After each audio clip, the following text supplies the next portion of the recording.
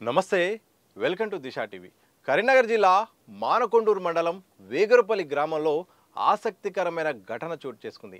ఇదే గ్రామానికి చెందిన పున్నం మల్లయ్య కుటుంబం 6 ఏళ్లుగా శునకాన్ని పెంచుకుంటున్నారు. ఆ శునకం పెంచిన కుటుంబంపై తన విశ్వాసాన్ని చాటుకుంది. 6 ఏళ్ల క్రితం చేరదీసిన ఈ శునకం కుటుంబంలో ఒకరిగా కలిసిపోయింది.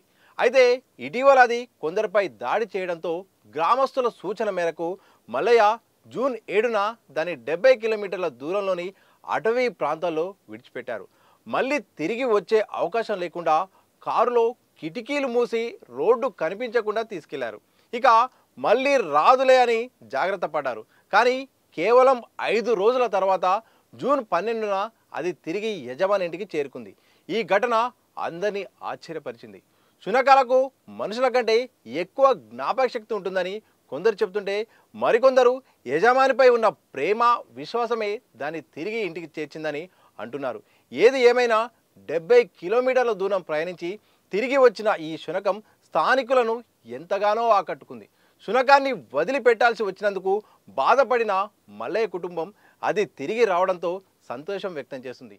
అందరూ చెప్పినా కూడా మేము జంగాలు ఇడ్చిపెడితే రాదు అని కారు తీసుకొని అద్దాలు కిందికి వేసుకొని పోయినా కూడా 5 రోజుల తరువాత మళ్ళా సాయంత్రం 2:30 ప్రాంతంలో మళ్ళీ ఇంటికి వచ్చింది. వచ్చి ఒక అమరగోని తిరుపతి అని మాకు ఫోన్ చేసిండు. మేము ఆల్రెడీ కరీంనగర్లో ఉన్నాం. ఫోన్ చేసింది అన్నోళ్ళే నేను మళ్ళీ ఇంటికి వెళ్ళొచ్చి కుక్కను మళ్ళీ అన్నం పెట్టి కట్టేసినాం. మాకు బాగా సంతోషం అనిపిస్తుంది. చిన్నపిల్లగా అండ్లు ఎట్లనో మళ్ళీ ఈమె కుక్క కూడా అట్లనే అనిపిస్తుంది. బాగా సంతోషం.